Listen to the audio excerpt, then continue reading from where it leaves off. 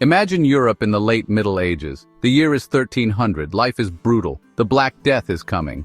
It will wipe out a third of Europe's population. Fear and superstition are everywhere. The Catholic Church dominates life. It's the only game in town. Challenge the church, you're playing with fire. Heresy was a serious accusation. People were burned at the stake for it. Art? Think stiff, lifeless figures. Backgrounds? Forget it. Perspective? What's that? Welcome to Ancient Universe Channel. Knowledge is limited, controlled by the church. People are stuck in their social class. Upward mobility? Don't even dream about it. But something is brewing. A change is coming. Out of the darkness, a light will emerge. It will be called the Renaissance. Florence, Italy, a city-state bursting with energy. Trade is booming. Money is flowing. The Medici family, shrewd bankers, rise to power. They use their wealth to fuel a cultural revolution. The florin, Florence's gold coin, becomes the currency of power. It's accepted all over Europe. This financial muscle gives Florence the means to reshape the world. Think of Florence as a boiling cauldron of ideas. Artists, writers, and thinkers are drawn to the city. They're hungry for knowledge, for change. They want to break free from the chains of the past. This isn't just about money, though. It's about ambition. Florence wants to be the best, the most beautiful, the most influential, and they're willing to pay for it. The Medici family, patrons of the arts, political masterminds. They understood the power of image, the importance of culture. They poured money into art, architecture, and education. Cosimo de' Medici, the family patriarch, was a man of exquisite taste and ambition. He recognized talent and nurtured it. He built libraries, commissioned masterpieces, and attracted the greatest minds to Florence. Under the Medici, Florence became a magnet for genius. Michelangelo, Donatello, Botticelli, these giants of the Renaissance owed much to the Medici's patronage. But the Medici weren't just generous benefactors, they were shrewd operators, using their wealth and influence to control Florentine politics.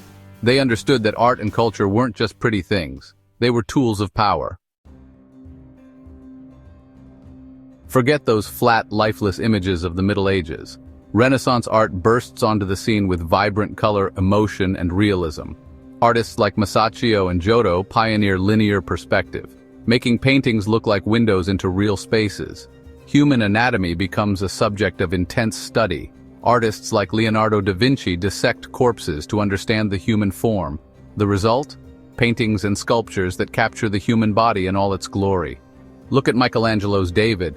The muscle definition, the veins, the emotional intensity.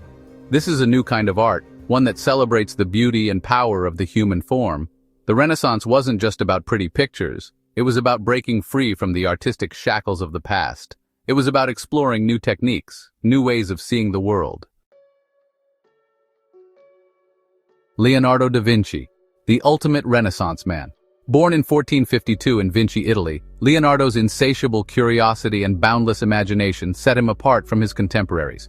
Painter, sculptor, inventor, scientist, engineer, architect, anatomist, geologist, cartographer, botanist, and writer.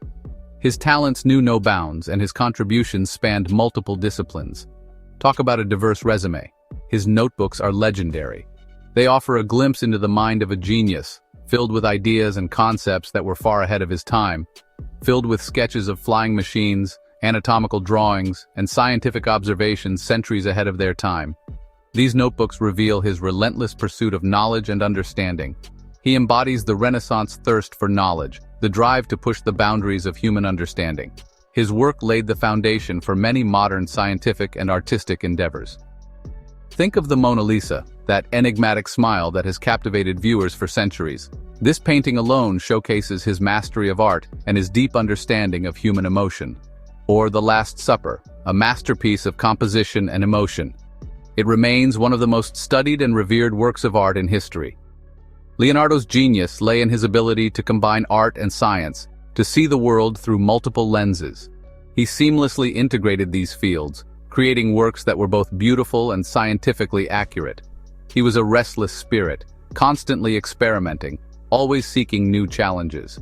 His workshop was a hub of innovation, where ideas flowed freely and creativity knew no bounds. He represents the very best of the Renaissance spirit, curious, inventive, and endlessly creative. Leonardo da Vinci's legacy continues to inspire and influence countless generations, reminding us of the power of human potential. A German goldsmith with a revolutionary idea. He invents the printing press with movable type. This changes everything. Before Gutenberg, books were rare, expensive, and hand-copied. Knowledge was a tightly controlled commodity. But the printing press democratizes information. Books become cheaper and more widely available. Imagine the impact. Ideas can now spread like wildfire. People can read the Bible for themselves, forming their own interpretations. The Protestant Reformation, fueled by the printed word, will soon rock the foundations of the Catholic Church. The Renaissance wasn't just about art, it was about the spread of knowledge, the power of ideas.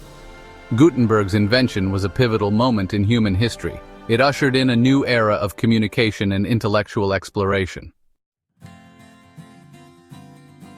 While artists are busy pushing the boundaries of art and science, explorers are setting sail, seeking new trade routes to the east. Christopher Columbus, funded by Spain, stumbles upon the Americas in 1492. A whole new world opens up. This age of exploration was driven by a thirst for knowledge, for wealth, and for glory. It was a time of incredible risk and incredible reward. The world was growing larger, more complex, and more interconnected. The Renaissance wasn't confined to the studios of Florence or the halls of the Vatican. It was a global phenomenon, fueled by trade, exploration, and the exchange of ideas. The world was changing, and Europe was at the forefront of that change. Martin Luther nails his 95 Theses to the church door in Wittenberg. This bold act of defiance marks the beginning of a seismic shift in religious thought and practice. He challenges the authority of the Pope, sparking a religious revolution that will split Europe.